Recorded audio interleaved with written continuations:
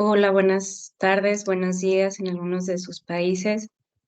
Bienvenidos a esta última charla de nuestra serie sobre inteligencia artificial generativa. El tema de hoy es ventajas y riesgos de trabajar con la IAG en el aprendizaje en línea. Les doy la bienvenida a todas y todos que nos acompañan y también le doy la bienvenida por aquí a Estela, Sonia, Jackie y tenemos también una invitada especial que en un momentito más se estará presentando. Les doy la bienvenida y les paso la palabra. Estela, ¿cómo estás? Muy bien, muchas gracias, Junwen. A ver, yo soy que estoy manejando aquí estas diapositivas, así que si no pasó nada, ustedes me avisan. Todo en Bueno, orden. esto es solo para recordarles a que se unen hoy y no estuvieron en las anteriores. Les contamos que hicimos dos charlas anteriores, una en cada mes de julio y otra o sea, empezamos el mes de junio y después julio. Y ustedes pueden encontrar estas grabaciones, si les interesa, en la portada nuestra, que tenemos, la verdad, todos los webinars están ahí, ¿no? Y ahí, antes de pasar al tema de hoy, solo comentar que, pues, la primera hablamos de una manera genérica sobre inteligencia artificial generativa y algunas aplicaciones, y ahí en la segunda hicimos algunas recomendaciones de uso, siempre recordando que este tema es un tema que está evolucionando todos los días. Entonces, es la verdad un desespero preparar estas presentaciones, porque así que preparamos, ya está todo como que antiguo y nos damos cuenta y queremos agregar cosas nuevas, pero bien, intentamos ahí como que compilar las cosas interesantes, pero siempre invitando a ustedes a seguir aprendiendo sobre este tema por canales eh, de gente que habla ahí eh, que se articula bien en el tema, ¿no? Y que no están intentando vender alguna, alguna aplicación. Bien, Sonia, cuéntanos de las credenciales, por favor, Claro que sí. Bueno, de buenas hoy. tardes a todos y a todas. Un gusto, como siempre, que nos estén acompañando. Y bueno, algunos dirán otra vez el cuentito repetido, pero sobre todo se los contamos para los que es la primera vez que nos acompañan. Como saben, en este ciclo de charlas seminarios emitimos dos insignias. Una, que es por participar de la charla. Si ustedes participan y nos acompañan a lo largo de toda esta hora, al final van a ver el QR para poder descargar la insignia por haber sido participantes de este evento. Y la siguiente, que es la del seminario que nosotros denominamos, que ahí les pedimos un poquito más de trabajo. ¿Y en qué consiste este trabajo? Porque dado que valoramos otras competencias de ustedes, que es realizar una actividad previa y posterior a esta charla. Como siempre digo, el que aún no la hizo, no se preocupe, que en este caso es un foro, que ya les voy a compartir en el chat el enlace y sobre el que van a poder seguir opinando hasta el día domingo inclusive. Y posterior a esta charla, para ver, bueno, lo que se han llevado de ella, les vamos a pedir una siguiente actividad que van a poder entregar hasta el domingo de la próxima semana, que ya luego al final les comparto bien las fechas. Eso sería, Estela. Súper. Bueno, los objetivos que tenemos para hoy es hablar de ventajas y riesgos, y es ahí que tendremos nuestra invitada que va a hablar con bastante conocimiento especialmente de cómo mitigar riesgos. Y vamos después, en un segundo momento, ahí poner un poquito de foco en la parte de aprendizaje en línea, ¿no? Entonces, en esta parte, la verdad, recuperamos un poquito de lo que hablamos, pero ponemos también conectado un poco con lo que pedimos que hiciesen en el foro de Movie Online, que era hablar un poco de los miedos que ustedes tienen, ¿no? Cómo está esto en sus organizaciones. Nuestra idea también es hablar un poco de lo que vimos, de las respuestas que vimos de ustedes en este foro y hablar un poco de algunos de estos riesgos y cosas que están a afectar, especialmente los que están como profesores, están sintiendo ahí en la piel muchos cambios hechos de manera muy rápida. Bueno, esta lista de características esenciales, la verdad, la presentamos varias veces en las otras charlas que tuvimos, y mucho porque percibimos que a veces el uso de estas herramientas no se dan bien porque hay una confusión de qué es la herramienta, cómo funciona la herramienta, ¿no? Entonces, Jackie nos ayudó ahí a resumir un poco estas características esenciales. Y ahí, Jackie, hablemos rapidito de esto, ¿no? Primera es de que la herramienta trabaja y fue entrenada, ¿no? Con una gran cantidad de datos. Fue entrenada hasta finales de 2021. Y dependiendo de cómo tú usas estas herramientas, no está más conectada a la Internet. Hoy por hoy ya hay maneras de estar, pero el entrenamiento fue fuerte hasta 2021, ¿no? Y no piensa, a pesar de que conversamos muchas veces como si fuera un ser humano del otro lado, la verdad es una herramienta basada en producir texto de una manera predictiva, ¿no? Y no, la verdad, entender conceptualmente lo que estamos diciendo. Entonces, yo diría que es el punto más importante, ¿no? ¿Qué más, Jackie, quieres comentar sobre esto? Estás en mute. Estás en mute, Jackie. Disculpen, que justamente basado en esa predicción, quiere decir que cuando vamos a obtener una respuesta o cuando la IAG va a elaborar una respuesta, lo que hace es buscar palabras que probabilísticamente serían más frecuentes que se conecten unas con otras, vamos a decirlo así en términos sencillos, ¿no? El ejemplo que dimos en una de las sesiones creo que fue claro cuando estás escribiendo un correo en Gmail y empiezas a poner y te completa unos días, ¿no? Entonces es un poco eso. Ella empieza a identificar que probabilísticamente lo más probable que venga o que tú quieras poner allí es buenos días y te va completando la frase. Es un poco esa analogía, ¿no? Y esto también es la razón por la cual tú puedes generar respuestas, ¿no? Tú generas respuestas exactamente porque usas estas probabilidades para generar otros tipos de texto y que ahí tú puedes decir que te gustó más, etcétera. Pero en general es solo la parte, bueno, y aquí estamos, bueno, esto muy específicamente con la parte de generación de texto, ¿no? Obviamente hay las herramientas de generación de imagen y otras cosas, pero las de texto, que son las más usadas, son así, ¿no? Esa predicción de la palabra que viene después. Y ahí también otra parte importante es que siempre genera una respuesta, ¿no? Siempre genera una respuesta. Eso es tan importante porque no te va a decir, no sé, ¿no? Porque exactamente por el motivo por lo cual no tiene entendimiento conceptual, no puede decir que no sé, porque tú solo sabes que no sabes si sabes lo que no sabes, ¿no? Y en ese sentido no hay este tipo de respuesta. Y ahí esto va a ser el tema de hoy, ¿no? Son todos estos riesgos que salen por haber sesgos, ¿no? En función de los datos que fueron usados de entrenamiento, la parte de privacidad, vamos a discutir todo esto en más detalle con nuestra conversa, y ahí está con nuestra invitada, no la veo ahí está. Hola, Estela, aquí estoy.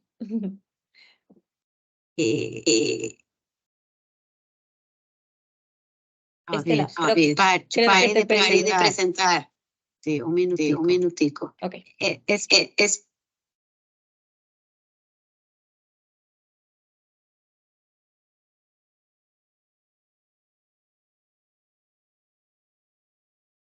Estaba intentando poner. Yo escucho un eco y creo que sale de ti. ¿De mi ordenador?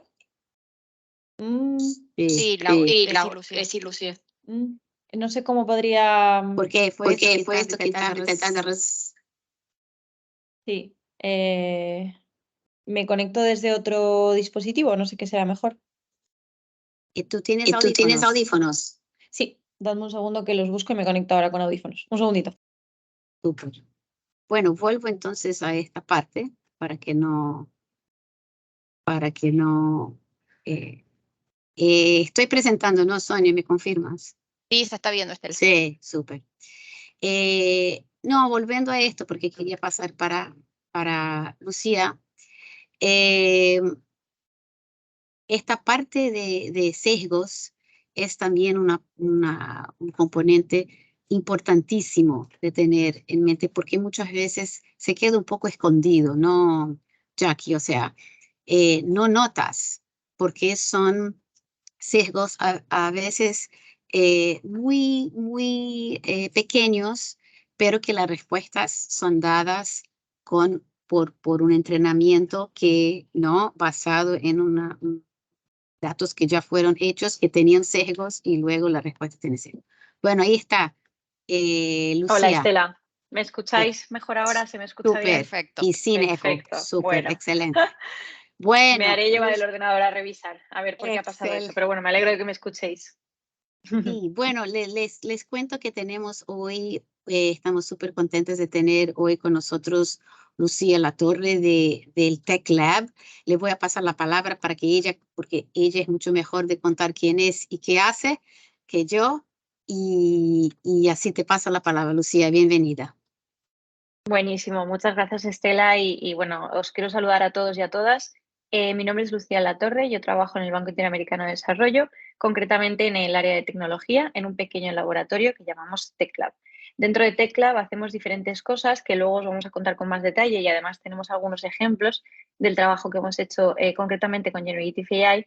Pero hablando un poco más de mí, yo me dedico dentro de lo que hacemos en el banco a explorar, a entender cuáles son las tecnologías emergentes que van apareciendo, a entender cuáles son esos casos de uso, cómo la podemos aplicar, pero sobre todo, y lo que nos trae hoy aquí, cuáles son sus oportunidades y sus riesgos. Nosotros lo que hacemos es preparar al banco y a la organización para el uso seguro de la tecnología emergente y en ese uso seguro lo que hacemos es primero testear. Tenemos un entorno de prueba, lo llamamos sandbox, probamos con las tecnologías, las identificamos, las mapeamos. Además, tenemos un observatorio de tecnología emergente donde somos capaces de ver todas esas tecnologías, cómo de maduras están, las hemos categorizado en diferentes estados de madurez tecnológica y entonces somos capaces de entender si la tecnología está suficientemente madura o no para ser adoptada. Dentro de todo ese proceso, las tecnologías nacen como algo muy nuevo, las tenemos en una fase de observación, las vamos moviendo hacia evaluación, experimentación y, por último, adopción. En todo ese recorrido, nosotros vamos observando su evolución. Existen empresas que puedan desarrollar esas tecnologías, existen regulaciones que regulen esas tecnologías, sabemos cómo se va a aplicar, existen ya casos de uso con usuarios reales que podemos observar y, por lo tanto, entender cómo se han aplicado. Entonces, bueno, todo ese es el trabajo que hacemos, es lo que yo estoy haciendo ahora y un poco mi objetivo es eso, poder concienciar y compartir con nuestros colegas dentro del banco y con la región de qué forma utilizar esas tecnologías de forma segura. Lo que queremos es mitigar el riesgo y que estas nuevas tecnologías que traen un montón de ventajas también se utilicen de forma segura, mitigando estos riesgos que siempre llevan asociadas. Así que nada, encantada de estar aquí hoy con vosotros. Súper, Lucía. La verdad, la primera pregunta, tú has respondido ya súper completo. Entonces, te pregunto entonces más direccionada a lo que estamos hablando hoy y me imagino que tú venías muy bien hasta febrero y que de repente tuviste que, ¿no?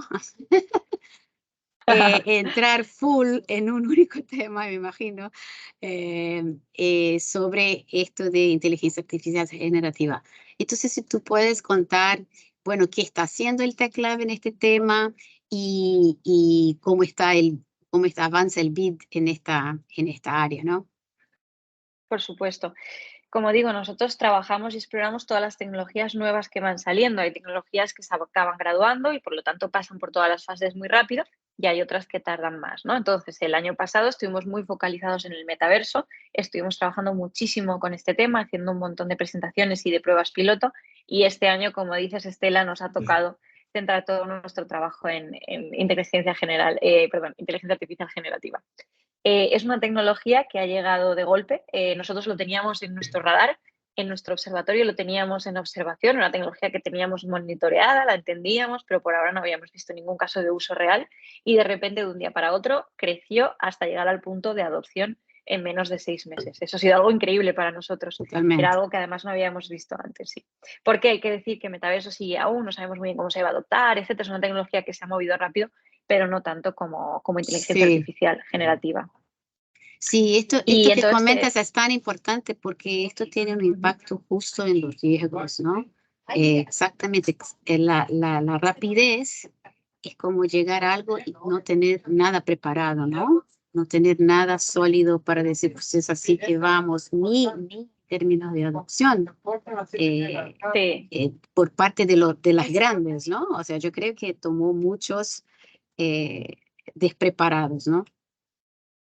Sí, en todo este proceso que nosotros hacemos normalmente de prepararnos para la adopción de la tecnología emergente, todas estas pruebas, etcétera, las hemos tenido que, agilizar y acelerar muchísimo porque era una realidad. El banco estaba utilizando herramientas como ChatGPT u otras herramientas de Generative AI, por ejemplo, has dicho antes lo de generación de imágenes, y era una realidad y teníamos que dar respuesta a esa realidad. Así que eso es lo que hemos estado haciendo.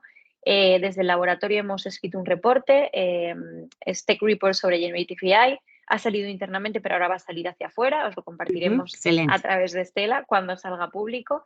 Y un poco lo que buscábamos era reflejar qué es la tecnología, para qué sirve, cómo se utiliza, porque creemos que no solo podemos hablar de ventajas y riesgos, como estáis haciendo aquí ahora, también tenemos que contar qué es la tecnología y en qué se basa. Estaba hablando antes ya aquí de la probabilidad, ¿no? Que estima de una palabra vaya después de la otra.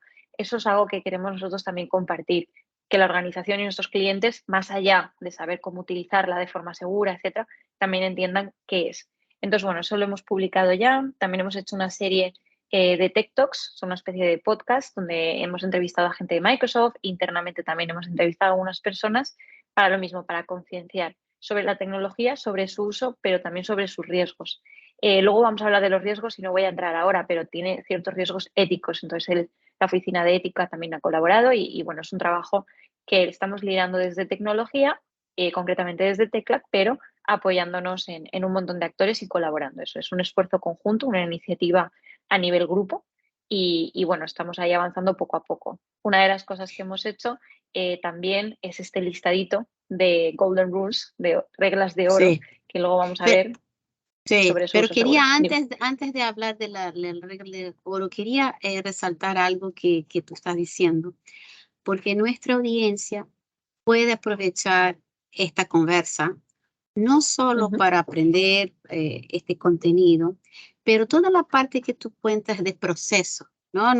Esto no es el foco de esta conversa, pero yo veo ahí un meta-aprendizaje que es muy útil. Esto de la agilidad, esto de en el momento de reaccionar, un poco de proceso de cómo reaccionar, porque esto al final del día es change management, ¿no? Change management que tiene que venir por cuenta de tecnología. Entonces, quiero solo resaltar a las personas que hay lo que vamos a hablar de riesgos, pero hay este otro nivel que es cómo alguien en una organización, dependiendo de su rol, puede saber moverse en esto de una manera apropiada, ¿no? O sea, tener la representación de las voces, hacer, como tú dices, un trabajo colaborativo donde tú puedes incluso escuchar los miedos que las personas tienen, ¿no? El malentendido, porque esta tecnología genera mucho esto, cosas que tú crees que es así, pero tú crees mal. Entonces, tienes que tener este rol que tienes junto con otras personas en el banco, hay algo ahí también para compartir en términos de proceso, que como tú mismo dijiste, fue en una velocidad totalmente inusitada, ¿no? No hay nada que ha pasado de esta manera, que alguien decide poner esto al público y que sube la adopción, ¿no? Es con esta velocidad, ¿no? que hemos visto, y que esto tiene ahí consecuencias que no se sabe porque no hemos pasado por esto, ¿no? Estamos justo en este momento. Excelente. Bueno, entonces cuéntanos de esto. La verdad, para los que estuvieron la primera vez, en la primera charla que hicimos, hablamos de estas reglas de oro, así como que finalizando todo, pero yo creo que son reglas súper, yo voy a decir la palabra en inglés, son comprehensive, ¿no? O sea, que tocan todo. Entonces quería que tú hablaras un poco de la relevancia de estas reglas y el uso en el uso de la inteligencia artificial generativa. Sí.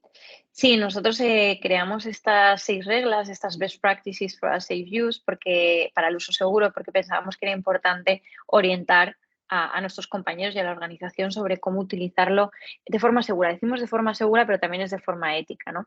Porque ahora vamos a ver que en esas 6 reglas también mencionamos un poco que quizás el motor ha podido ser entrenado en algún momento por datos que quizás son discriminatorios y por lo tanto el resultado que genera puede llegar a serlo. Entonces, el primer punto y el más importante de todos es que debemos validar y verificar siempre el contenido, por diferentes razones. La primera es para verificar que la información es correcta. Sé que ya habéis estado hablando de este riesgo, el modelo puede equivocarse en ese cálculo.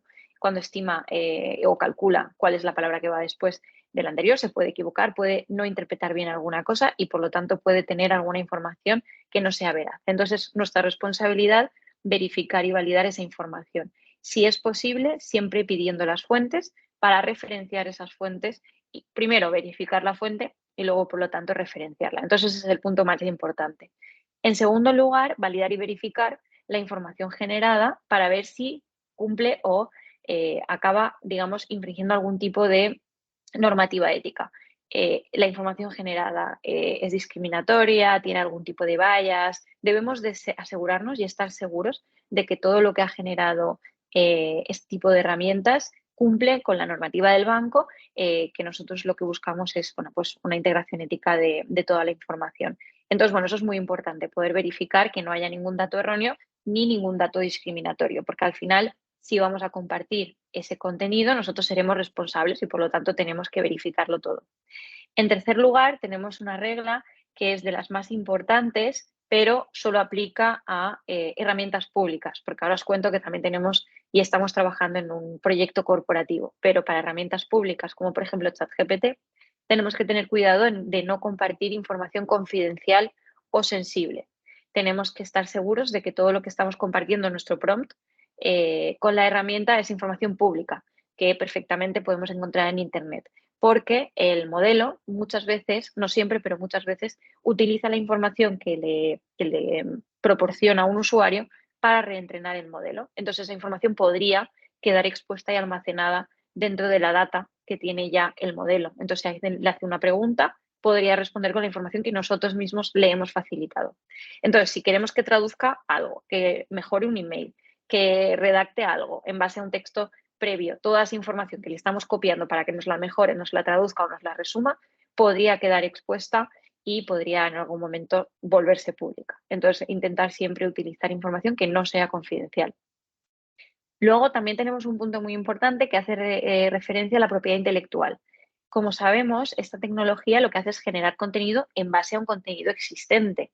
No es capaz de generar contenido de cero. Interpreta un contenido que se le ha dado, lo reinterpreta, lo modifica y genera uno nuevo, que además es único, pero siempre va a estar basado en algo que ya existe.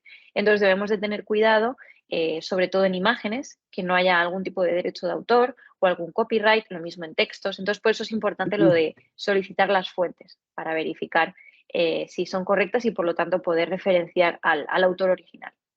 Y luego ya la última, sí que recomendamos que siempre dentro de lo posible se divulgue que se ha utilizado este tipo de herramientas. Si la imagen ha sido generada con IA, que se cite, que se nombre, y igual en los textos. Tenemos un par de referencias de cómo citar ChatGPT o Generative AI en nuestros textos y, bueno, siempre intentamos recomendar al banco que así sea, que pueda citar el uso de estas herramientas. Y estas serían las 6 reglas. Sí, y estas reglas son interesantes porque cada una tiene como que una palabra clave, ¿no? Por ejemplo, la última es el hecho de la transparencia, hay una que es el tema de propiedad intelectual, el otro es la parte de privacidad. Entonces, y podemos después producir, Sonia, incluso en el propio foro de Google Online, de hacer estas palabras, porque a veces es más fácil que la gente grabe estas reglas si hay así palabras que tú sabes de qué es, ¿no? Transparencia, privacidad, confidencialidad, etcétera, etcétera. Excelente. Bueno, y ahí, Lucía, ¿qué recomendaciones, entonces, o sea, teniendo todo esto en cuenta, ¿no? ¿Qué recomendaciones das a la audiencia en la hora de utilizar estas herramientas basadas en estas reglas, ¿no? Sí, nosotros lo que siempre pensamos y siempre decimos es que estas herramientas son increíbles, han llegado para modificar y cambiar nuestra forma de trabajar, pero como asistentes, son unos asistentes nuestros, ¿no? Al igual que en el pasado teníamos la calculadora, nosotros hacíamos los cálculos, digamos, con el boli, ahora usamos la calculadora, ¿no? Eso es lo mismo, es un asistente. Eso no significa que nos vaya a sustituir o que debamos de confiar al 100% y utilizar Generative AI como única fuente de información. Debemos contrastar la información, debemos estar informados de múltiples sitios, porque al final es simplemente una única fuente de información. Lo que quiero decir es que tenemos que tratarlo como un asistente, alguien que nos acompaña, nos ayuda, nos da información, pero no tiene que ser la única. Tenemos que poder contrastar, ver múltiples fuentes y, bueno, por lo tanto, abrir un poco el scope de trabajo a diferentes formas, porque tenemos, por supuesto, Google, pero dentro de Google tenemos muchísimas opciones y cuando alguien va a Google y elige qué fuente va a utilizar o qué link, le dedica un tiempo, ¿no? Le dedica un tiempo a leer, a ver, etcétera. No siempre copiamos el primero. No hagamos lo mismo con Generative AI, ¿no? Intentemos leer, comparar y analizar si es efectivamente esa la información que queremos y si es la información correcta. Entonces, bueno, eso es lo que decimos siempre, que sea un asistente, que nunca nos sustituya, que intentemos preguntarle cómo ha llegado a esas conclusiones, por qué has dicho eso, cómo has llegado, de dónde has sacado la fuente, cómo has hecho ese cálculo, porque es la forma en la que podemos aprender de la inteligencia artificial, que es algo interesante. La inteligencia artificial llega a unas conclusiones que a veces nosotros no sabríamos llegar y hay que preguntarles por qué. Si no, lo que haríamos es estar dependiendo demasiado de la tecnología y creemos que tenemos que mantener ese human in the loop. El humano tiene que estar siempre incorporado tanto en el proceso de validación como a la hora de introducir esos prompts de forma correcta, etcétera. Entonces, bueno, eso sería el gran consejo, intentar siempre estar pendientes y un poco monitoreando el uso de estas herramientas. Y ahí, antes que avancemos, Sonia, tengo la impresión de que hay Exactamente, hay unas algunas preguntas. Quiero Sí, aprovechar. sí, exacto. Willy plantea si se pueden generar respuestas erradas, perdón, de la inteligencia artificial por parte de las características del español que tiene muchos sinónimos. Por ejemplo, vino de venir o que alguien llegó y vino y se refería a la bebida. Ujú.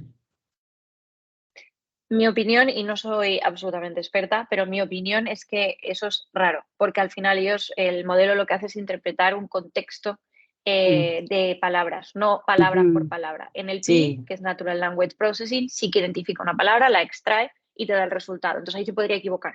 Pero en este caso lo que hace Sí, es leer textos enteros y entender el sí. contexto de una persona fue, vino, se fue y hizo lo que tuviera que hacer y entonces te está dando un resultado o una respuesta Sí. sobre la acción.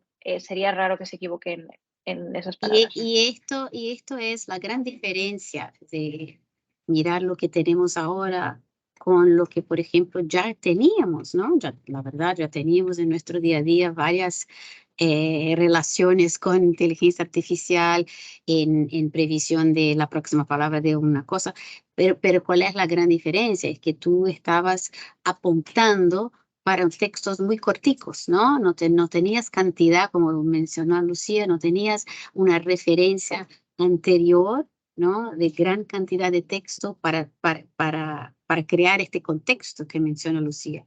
Esta posibilidad de tratar de gran cantidad de datos y hacer la probabilidad usando esto es la aproximación, ¿no? De contexto. No es el entendimiento conceptual, pero es crear un contexto de palabras que hacen sentido juntas a través de gran cantidad de tanto que en la área me gusta, me prefiero decir prompt craft que prompt engineering. Ay, la gente habla la palabra ingeniería, pero yo siendo ingeniera, yo no creo que es ingeniería, entonces prefiero decir que es craft, ¿no? Es ahí un poquito de crear los prompts. Pero una de las cosas que se hace con un prompt es exactamente direccionar un poco más estas respuestas. Entonces decir, mira mi contexto, aquí están los tópicos, ¿no?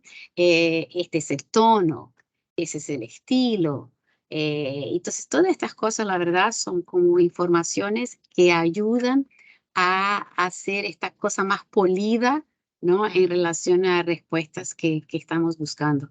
Pero súper importante este punto, o sea, es la gran capacidad de esta herramienta es exactamente poder referenciar gran cantidad de texto y poder también definir la atención que tiene determinadas palabras, ¿no?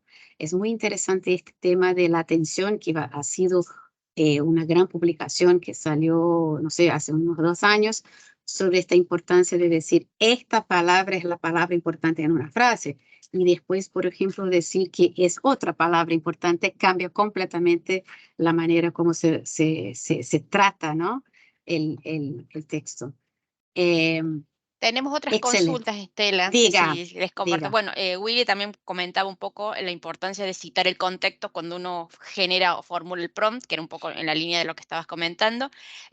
Mirna, respondiendo a tu pregunta, las reglas de oro las tenemos dentro de Moving Online, así que luego ya te comparto el link de este artículo para que lo puedan tener también a mano, así que para que todos lo puedan ver. Y tenemos una consulta de Johnny sobre los derechos de autor. Dice, acá en Perú, para los trabajos de investigación en la universidad, me imagino, se utiliza el Turnitin para verificar si el investigador está realizando copia y pega. ¿Utiliza la IA me expongo al plagio? ¿Utilizando la IA y me expongo al plagio? ¿Qué debates? Justo estábamos hablando de eso, ¿verdad, Estela? Bueno, Lucía, no sé si quieres responder, pero no sé si conoces Turnitin, pero ¿conoces Turnitin, No, Lucía? no lo conozco, pero nada, súper rápido apuntar una cosa. Se han sacado algunos motores de detección de Generative AI, ¿no? Y por ahora ninguno ha Son funcionado pésimos. correctamente. Entonces, a día de hoy no hay una forma de que detecten qué es el uso de inteligencia artificial versus algo escrito por un humano, ¿no? Sí. Entonces, bueno, por ahora esa es mi respuesta, pero Estela, seguro que tú conoces No, mejor la yo herramienta. comento, sí, Turnitin es incluso una herramienta que usamos y muchas universidades usan. Es una herramienta que el otro día mismo estábamos en una conversa del equipo y yo decía, sí, estas personas están desesperadas porque tenían un modelo de negocio muy bien hecho y de repente esto todo como que, o sea, fue una disrupción total, ¿no? Ellos, la verdad, si hoy tú vas a la página de Turnitin, te van a decir que están ahí como todos, ¿no? Tenemos algo de ya ahí para tal, pero la verdad, Turnitin es la verdad una herramienta que va a hacer en la búsqueda de plagio obvio, o sea, buscar strings, ¿no? O sea, secuencias de caracteres y tal repetidos en la web, ¿no? Si no sé si para las personas que nunca han usado Turnitin, genera reportes y te da digamos que tú estás mirando un ensayo de un estudiante y tú ves párrafos completos marcados por color que te indican todos los enlaces donde tú encuentras estas partes. La cuestión ahora es que no es eso. La verdad, el ejemplo de Turnitin es una buena manera de explicar cómo funcionan estas herramientas, que no es hacer copiar y pegar. Esto es la belleza y el problema, que no es copiar y pegar, es generar texto. Por eso, por ejemplo, que hay tantas debates del impacto de estas tecnologías en las industrias creativas, porque de alguna manera tú estás a crear cosas, ¿no? Usando estos algoritmos. Entonces, por lo que yo acompaño, no hay nada que funcione. Quizás te va a funcionar algunas veces, pero no es algo que tú puedes confiar. Y hay casos, y ahí a mí como pasado de profesor en la universidad, complicadísimo que tú tengas falsos positivos, ¿no? O sea, que tú estés a acusar personas de plagio cuando la verdad lo que te muestra que es un plagio no es un plagio. Yo sé que esto es, en las universidades debe ser punto de conversa desde el lugar de café hasta el Senado que tengo en cualquier representación. Esto es conversa todo el tiempo, ¿no? Entonces, la verdad, mi manera de ver personal es que debemos intentar, la verdad, revisar un poco cómo hacemos evaluación, ¿no? Muchas de nuestras evaluaciones son métodos de evaluación muy antiguos, rígidos, y que estamos a pedir para los estudiantes no usar sus experiencias y tal. Entonces hay que repensar. Es un repensar mucho más del miedo de plagio que había antes, porque ahora tú no es más plagio. La verdad, la palabra debería cambiar. No es plagio, ¿sabes? Es otra palabra. Es producir texto que has producido con ella. Incluso esto, no tenemos ni la manera de hablar de estos temas, ¿no? Porque es nuevo. Diga, Jackie. Sí, que recientemente una de estas personas que está muy metida en el tema de la IEG, como es Rican Molik, dijo algo como que tenemos que tener claro que la IAG que tenemos hoy es la peor que puede existir. ¿Y qué es lo que quiere decir con esto? Que esto va a seguir mejorando y mejorando. Puede ser que siga teniendo los bias y todos estos problemas que tiene, pero digamos en cuanto a su uso, su manejo, etcétera, puede evolucionar la tecnología y puede llegar un momento que sea cada vez más difícil identificar qué fue hecho por la IEG o qué fue hecho por un ser humano. Y esto entonces apoya lo que acaba de decir Estela, que más que enfocarse en eso, hay que enfocarse en, bueno, cómo reorientamos, cómo evaluamos que un estudiante o alguien prepara, sabiendo que esa es una realidad. Y yo que me imagino que estamos hablando de la misma persona, yo creo que yo y Jackie tenemos el nombre de él en casa, así, ¿no? Que está referenciado justo en esta diapositiva que les muestro. Él es una persona que es un profesor en una escuela de business aquí en Estados Unidos, y lo interesante de lo que él publica, y está publicando mucho, es que publica no con una visión de alguien que es un experto de inteligencia artificial, o sea, no está interesado en el algoritmo o en nada, pero como usuario y como un usuario profesor, ¿no? Es muy interesante lo que él comparte porque tiene mucho esta visión de que cómo ahora vivo en este contexto, que mis estudiantes tienen esta herramienta, pero yo también tengo esta herramienta. Esto que siempre me gusta decir a los profesores, no olviden que ustedes también tienen la herramienta, ¿no? Entonces, él, y aquí en esta lista que les compartimos ahí, hay muchas de las cosas que él que él ha puesto en sus artículos, que es intentar aceptar que esto es una herramienta que está, como se dice aquí, a veces el genie, no puedes poner el genie de vuelta en la botellita, ¿no? O sea, el genie ha salido. Es claro que estamos todos a esperar regulaciones que quizás van a llegar. Elena me pregunta a la persona, yo te digo la persona, sí. Mira, él tiene que agradecer, porque yo por lo menos en el yo hablo de él a cada día. Pero me gusta mucho bueno, para nosotros que estamos en educación universitaria, él es un match perfecto, porque él habla de esto y habla de maneras diferentes de cómo trabajar con los estudiantes, porque yo había dicho que esto de plagio es un caso, primero que no es plagio, ¿no? O el nombre que vamos a dar a esto, yo creo que va a ser un juego de estos que tú encuentras una solución para acá, pero que surge otra cosa por aquí y tú resuelves de este lado y surge, ¿no? Aquí se llamamos de guacamole.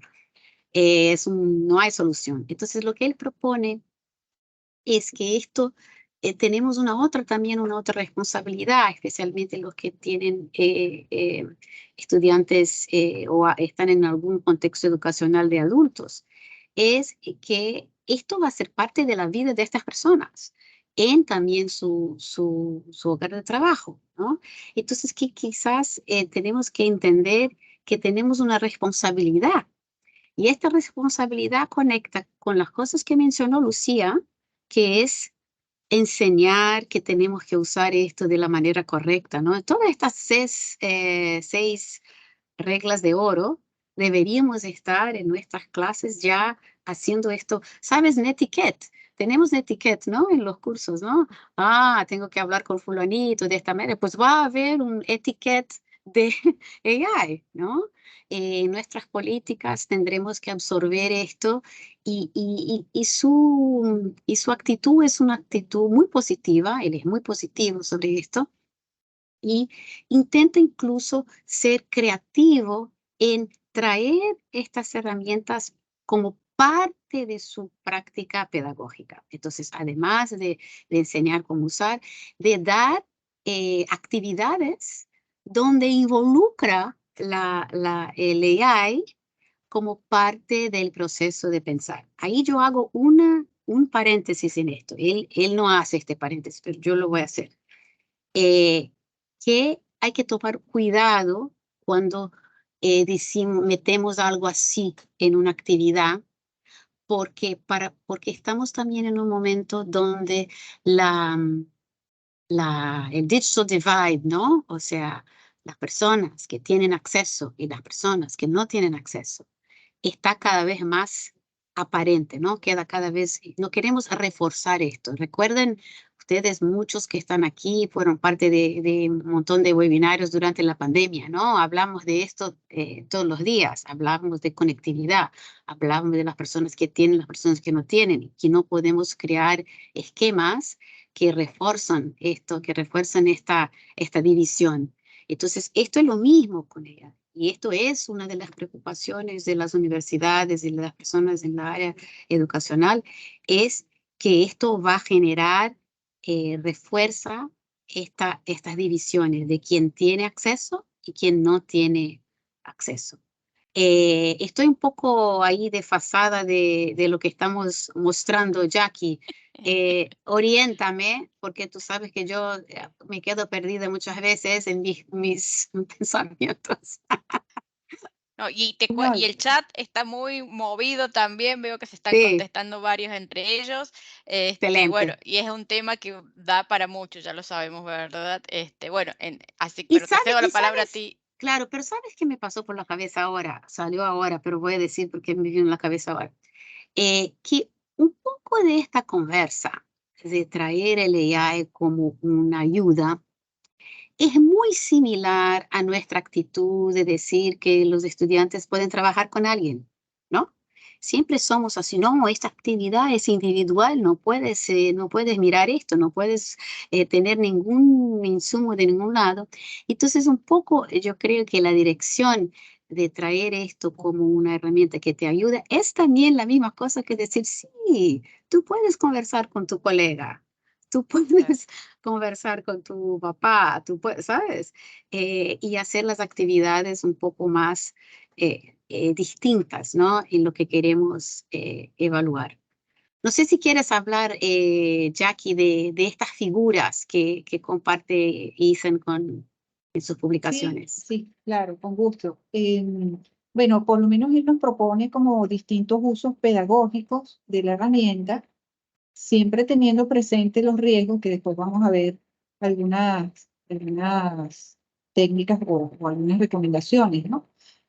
Por ejemplo, incorporar la IAG para que el mismo estudiante reciba feedback de un trabajo, de una actividad que haya realizado, ¿no? Y por cierto que para todas estos usos hay formas específicas de programar la IAG para que lo haga, ¿no? Para que el estudiante pueda ir paso a paso entregando las actividades y la IAG le empiece a preguntar e interactuar con el participante, ¿no? Quien programa esto es el docente y el estudiante lo utiliza. Entonces, puede hacer la figura como de mentor, ¿verdad? Acompañar al estudiante dándole feedback sobre los trabajos que está haciendo. Y ahí vemos la otra cara también de que a veces este tema de dar feedback cuando estamos ejerciendo la docencia, pues es un trabajo que consume mucho tiempo y para hacerlo personalizado como debe ser, ¿verdad? Entonces nos podemos ayudar también desde ese lado nosotros como docentes. Lo otro es también ayudar a que o a propiciar que los estudiantes aumenten su conocimiento, ¿verdad? Incorporando la IAG como una especie de tutor. Y en este caso es programar la IAG para que vaya haciéndole preguntas progresivamente más complejas al estudiante sobre el tema X que esté estudiando y vaya estudiando en función de lo que la IAG le va proponiendo. También para propiciar esos procesos de reflexión, ¿verdad? Cuando queremos que el estudiante analice cómo hizo algo y justamente esto ayuda a desarrollar esa metacognición, ese metaaprendizaje, que aprenda a aprender utilizando la capacidad o programando la IAG para que guíe al estudiante en un proceso de reflexión sobre cómo está haciendo las actividades que está haciendo. También puede pasar a ser, y esta me pareció muy interesante porque es como incorporar a la IAG como que si fuera un integrante más de un equipo de estudiantes que está realizando una tarea. Y entonces es muy interesante porque es como la posibilidad de agregar puntos de vista que tal vez dentro del equipo no existen, ¿no? Y bueno, y ver todo lo que se genera con esto, ¿no? También proponer, por ejemplo, actividades donde el estudiante va a asumir como un rol de docente y la IAG va a ser su estudiante. Y esto como una forma de que el estudiante pueda verificar cuánto realmente comprende de un tema. Entonces, son usos bien diferentes de tal vez solamente hacer búsquedas de información, ¿no? También para poder hacer prácticas deliberadas, ¿no? Esto de aplicar lo que se va aprendiendo en el aula a través de ejercicios que la misma IAG le va proponiendo al estudiante basados en la temática. Y bueno, el uso más común que ha sido que el estudiante lo utilice para realizar tareas. Tiene que investigar sobre un tema y entonces preparar un ensayo, entonces, bueno, se apoya en esto, ¿no?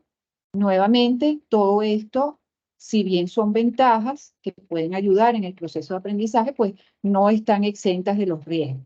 Y ahí es donde viene, pues, toda una serie de recomendaciones para eso. Que si quieres, están Sí, ya voy avanzando. Adelante. Sí, adelante. Bueno, entonces, y esto que mencionó Jackie, viene de una publicación bastante interesante de Ethan y está en estas diapositivas. Hay una diapositiva final que tiene todas estas referencias completas, si ustedes quieren ahí leer, ¿no? Con detalle. Pero quiero comentar solo algo muy interesante, que hubo un comentario que esto de integrar estas herramientas dentro de los procesos evaluativos y de aprendizaje, claro, depende de un contexto. Es claro que hay situaciones donde tú tienes que verificar algo muy puntual y que no hay cómo hacer esto. Y yo comento, yo la verdad no tengo respuesta, pero he visto cosas que me parece es como que volver a soluciones del pasado, ¿no? Pues hay que hacer algo presencial, hay que hacer algo oral. Y tú sabes una cosa que yo conversando, mi hermano es profesor de biología en una escuela en el secundario, yo creo, ¿no? Secundario, luego antes de la universidad, ¿no? Entonces, Sí, secundario. los chicos ya con 15, 16 años. Y mi hermano, súper tradicional, no tiene nada que ver conmigo, súper así, no techie, no nada. Y él dice, y él ya decía, antes mismo de esto, él ya me decía, pues no, las actividades las hacen aquí, dentro de clase.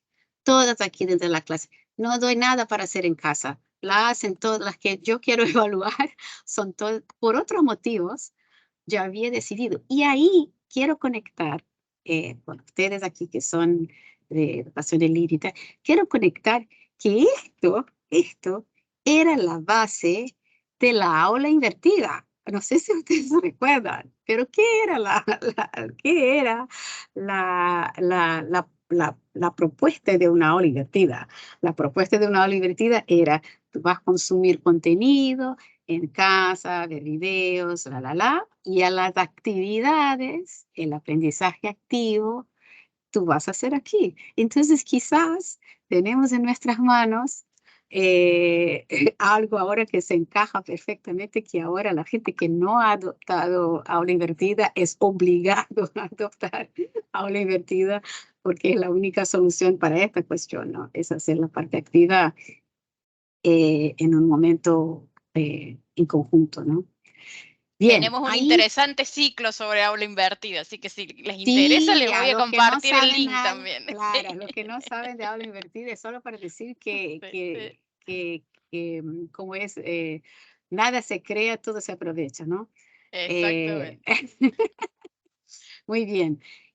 Ahí miramos un poco ahora, volviendo al tema de riesgos.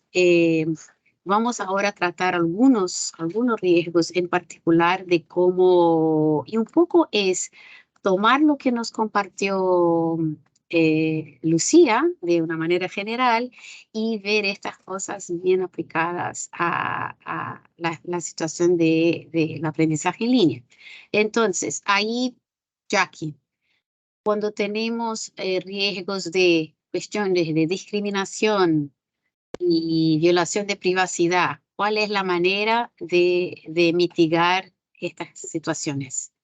Sí, cuando estábamos investigando para esta charla, yo recordaba mucho cuando empezó a introducirse más de lleno la tecnología en la educación, que salió este famoso término de la alfabetización digital, ¿no?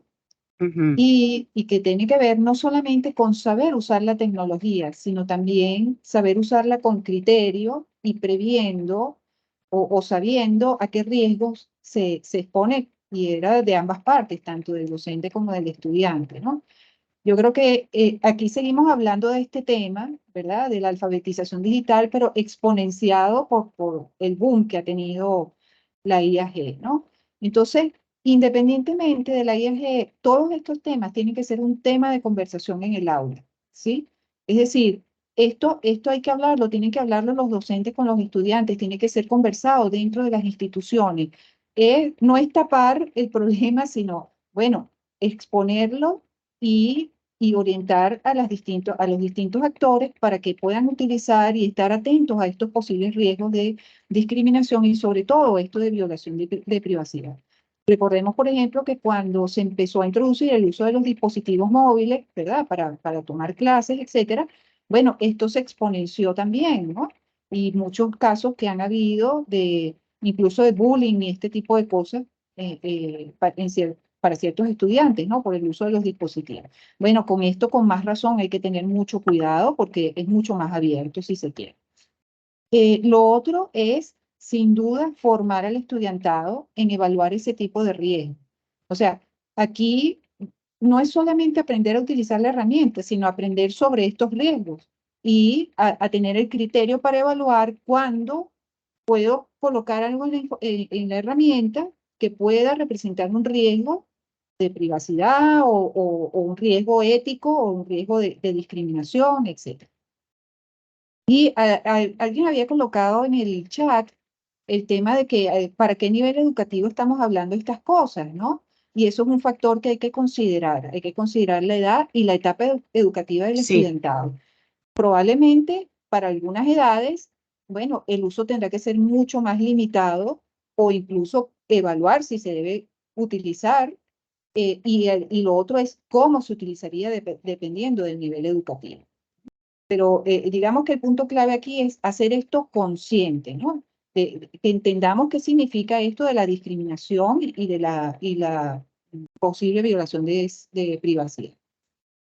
Bueno, ahí el otro es esto que estamos discutiendo, ¿no? Un poquito antes, que es esto que yo creo que está en la cabeza de todos. Y quizás, Jackie, deberíamos buscar, yo no he visto a nadie a usar otra palabra que no sea plagio, ¿no? Porque me parece, la verdad yo me di cuenta conversando con ustedes que esta palabra no cabe, pero bueno, para mí no cabe, ¿no? Hasta MIT lo está llamando plagio. Plagio, pero deberíamos tener otra palabra, ¿no? Porque es, Sí. la verdad, no es plagio. ¿Plagio de quién? ¿No? Sí. Entonces es un poquito nebuloso. Pero bien, continuamos con la palabra antigua porque estamos en este proceso. Esto es importante, estamos en transición, gente. Hay que tener mucha paciencia, ¿no? Esto de transición en cualquier cosa es así, o sea, sabemos un día, no sabemos hoy, mañana sabemos, ahí descubrimos que no sabemos más 30 cosas, ¿no? Parece que cada día tú sabes que sabes menos, da esta sensación, ¿no? De caótica, de perdida. Yo siempre tengo mi postura es, las cosas van a organizarse en conjunto y la mejor cosa para esto es justo continuar a leer, tener estas conversas, ¿no? Escuchar gente, ¿no? Buscar personas que sentimos que podemos seguir. Bueno, entonces una otra cosa es ese plagio y ahí hablamos de varias cosas, que es de este tema tiene que ser parte de las conversas. No se sientan mal, ay, mi institución, la gente no sabe qué va a hacer. Tú y todos, la gente no sabe qué va a hacer. Están todos un poco, pero yo creo que este debate, especialmente con estudiantes que son más maduros, ¿no? Podemos tener con los estudiantes, ¿sabes? Quizás estas reflexiones son un momento de conectarnos con el mundo real y hablamos de nuestro tópico. No sé si ustedes recuerdan, en la pandemia hubo momentos donde me recuerdo bien que hablamos así, mira, hay que tomar un tiempo para hablar de la pandemia, ¿no? No sé si a los que estaban aquí con nosotros hablamos de esto, ¿no? De la empatía con la cuestión de la pandemia. Pues de nuevo, el mismo. Estamos todos en esto, ¿no? Un poco ahí buscando respuestas y ir con calma, de no tener reglas muy rígidas, porque estamos en un proceso muy fluido, ¿no? De cosas. Y ahí un poco lo que mencionamos, diseñar actividades y evaluaciones que pidan otras cosas a los estudiantes. Hubo ahí un comentario muy interesante, creo que Marcos mencionó, tenemos que evaluar los prompts, y yo dice, cuidado, porque tú puedes pedir prompts. Tú puedes hacer un prompt que pide prompts. Funciona muy bien, by the way. Si usted no sabe cómo hacer un prompt, puede decir, yo quiero hacer un prompt. Me pregunta varias cosas y me genera un prompt. Entonces, esto es un poco que tú no sabes qué nivel termina, ¿no? Porque tú puedes pedir, yo no sé nada, ¿por dónde empiezo? ¿No? Entonces, pero involucrar, diseñar las actividades considerando que esto puede ser una ayuda, ¿no? Y de nuevo, yo recuerdo siempre esto, cuidar para no crear más esta, ¿cómo se dice digital divide en español? Yo ya hice eso bien, pero por algún motivo me salió de la memoria. ¿Cómo es, Jackie, que se dice? ¿Perdón? Digital divide, ¿cómo se brecha dice digital, en esto? brecha digital. Brecha digital, esto, súper, gracias. Brecha digital, Sí. exactamente. O sea, yo siempre tengo esto un poco en mente porque a veces nos encantamos con las tecnologías y olvidamos que hay una cuestión ahí de acceso. Bueno, y ahí pasamos a esto también algo que yo creo que hay que tener políticas, hay que educar a las personas, que es que dar esta responsabilidad, o sea, que la gente, que los estudiantes y los profesores, no son solo los estudiantes, ¿no? Se queden dependientes de esto, ¿no? O sea, yo no sé más trabajar sin esto, ¿no? Así que no sé, yo hacía todo esto antes, pero como la historia de los mapas, ¿no? Antes la gente tenía mapas, ¿no? Y ahora tiene una tecnología y de repente yo no sé más, ni mirar un mapa, no sé encontrarme, ¿no? Un montón de cuidado sobre eso. Bueno, y ahí lo que tengo, a ver si yo estoy en el correcto. No sé si estoy en el correcto. Ah, sí, sí. Estás en la 17, sí. Sí, estoy en la 17. Claro, quizás el momento ahora es de valorizar el humano, ¿no? O sea, quizás es el momento de decir qué nos hace diferente, ¿no? Y en ese sentido, ser con que las personas, los estudiantes, también tengo esto presente, de que todo este contenido que están a producir, ellos son responsables, o sea, una cuestión ética, yo soy responsable por esto. También que esto, de alguna manera, el insumo para estos algoritmos es trabajo de muchas personas. Les cuento, ayer mismo estaba escuchando una persona de artista en la área gráfica en California, que trabaja en la industria cinematográfica, que aquí en Estados Unidos están todos con huelgas muy, muy fuertes, ¿no? Y ella decía que ella ve que su trabajo ha sido la base del entrenamiento de estos algoritmos. O sea, ha habido una apropiación de su arte. Esto para la gente que está en la área artística es algo muy, muy serio y muy grave. Entonces, esta conciencia yo creo que podemos también impulsionar en nosotros mismos y con nuestros estudiantes, ¿no? Que es un poco de respeto, ¿no? Mismo que no es copiar y pegar, pero que estos algoritmos fueron producidos con base en el trabajo de alguien, ¿no?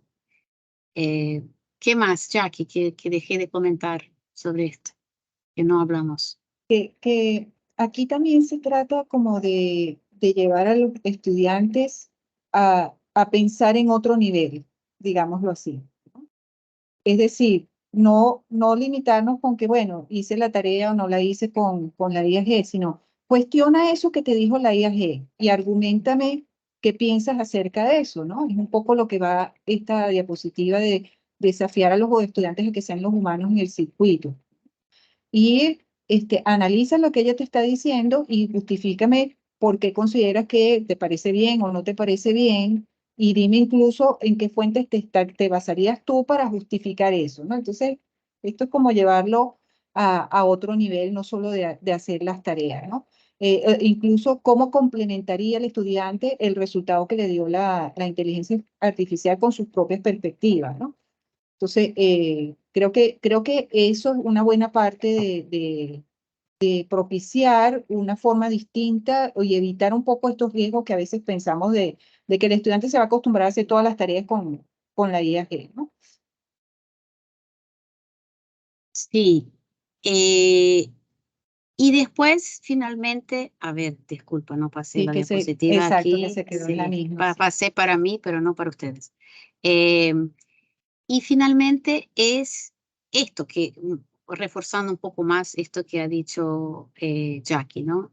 De que tengo la visión crítica. Y la verdad, esto, Jackie, no es nuevo, ¿no? No, no. Tener pensamiento, no sé si ustedes recuerdan cuántas veces hablamos de que tienes que evaluar la información, o sea, esta información que fue usada para entrenar estos modelos tiene un montón de problemas. tiene un montón de problemas, hay mentiras, hay todo tipo de cosas, ¿no? Así como decíamos que la gente tiene que usar la internet con cuidado, es igual, o sea, es este pensamiento crítico. Bueno, ya estamos súper retrasadas, ahí están las referencias, y para los que quedaron aquí, ahí voy a está publicar también en el finalmente. chat el link de la insignia para que lo tengan. También lo pueden bajar desde el chat. Bien, ahí está. Bien, y esa es la de la charla y seguidamente, bueno, como les comenté, para obtener la del seminario, tienen que hacer las 2 actividades que ya les estamos también compartiendo las instrucciones para hacerla, ¿ok? Si quieres ir pasando a la siguiente, Estela, que Sí, es para comentarles la qué es lo otra, que viene. sí, Bien, esto. entonces ahí ya tenemos las próximas actividades que tenemos dentro del programa de Moving Online, que son estos 3 cursos que se vienen durante agosto. El de accesibilidad, que ya vamos con la 5ª edición en marcha, y el de diseño instruccional, que sale también ahora a final de agosto. Y bueno, y tenemos, como este tema no se acaba, ¿verdad, Estela? Y hay mucho todavía para seguir hablando sobre inteligencia artificial aplicada a la Sí. educación, tenemos un nuevo ciclo. Todavía no tenemos No cerrado, está como nada saben, vamos definido, trabajando sobre la marcha, pero sí pero tenemos cerradas las sí, fechas. Entonces, sí, ahí tenemos las están. fechas y quizás vamos a continuar con este tema con invitados, porque hay muchas personas de mucho valor que pueden contar. Incluso un invitado ya está más o menos determinado, que la verdad, estas charlas fueron mucho sobre inteligencia generativa, ahora muy basada en ChatGPT y esto que estamos a vivir, ¿no? Pero hay, la verdad, muchas personas en la área educacional que trabajan con inteligencia artificial, que están haciendo otras cosas, que están como que pensando más adelante, ¿no? Entonces tenemos, la verdad, uno de los invitados para la próxima serie va a hablar de otras cosas que la gente que está haciendo investigación está considerando en esta área de inteligencia artificial. Yo creo que va a ser bien interesante. ¿Qué más, Sonia? Bueno, Bueno, les invito de nuevo a la conferencia en noviembre. Y quien no tiene la insignia de Moving Online, pues están a perder la oportunidad de tener la insignia que eres parte de nuestra comunidad. Tú ves que ya tenemos historia, ¿no? Yo ayer decía a mi marido, ay, mañana tengo charla. Y digo, yo creé ahora esta cosa y no tengo más cómo salir. He creado esto que continúa y no tengo más cómo decir. Él dice, no, tú dices, no va a haber más charlas, ¿no? Yo digo, no sé, quizás va a haber mucha gente que va a quejarse si yo digo que no va a haber más ninguna charla. Pero no, bien. esto no lo podemos abandonar. No podemos abandonar. Creamos esto y ahora seguimos, ¿no? Muy bien, muy Sí, bien. bueno. Así que bueno, como Excelente, siempre muchas nos pasamos gracias. unos minutitos, pero bueno, el tema da para mucho más. Como saben, bueno, hay preguntas en el chat que han quedado, pero sin duda como tenemos un foro abierto dentro de Moving Online y ahí Estela, Jackie siempre lo siguen. Está invitada también Lucía a participar, así que si quieren alguna pregunta y demás, ahí los esperamos para seguir conversando, ¿ok? Y Junuel les ha lanzado una pequeña encuesta. Sí, quiero agradecer, Lucía, muchísimas gracias por estar aquí. Nos gusta mucho cuando tenemos personas invitados, pero especialmente cuando son otras personas del BID, porque es importante que la gente entienda que el BID es algo muy grande, que hay personas de todo tipo hablando de cosas distintas. Entonces, muchísimas gracias por tu participación y en cualquier momento que quieras volver, estamos ahí de brazos abiertos. Muchas Muchísimas gracias a gracias. vosotras. Ha sido un placer. Hasta luego. Gracias a todos por acompañarnos Hasta como luego, buena siempre. tarde. Jackie, Un Estela, abrazo, Junuel. Jackie, un Adiós. gusto, Junuen, Sonia. Gracias, Buen buenas fin de a tardes. todos.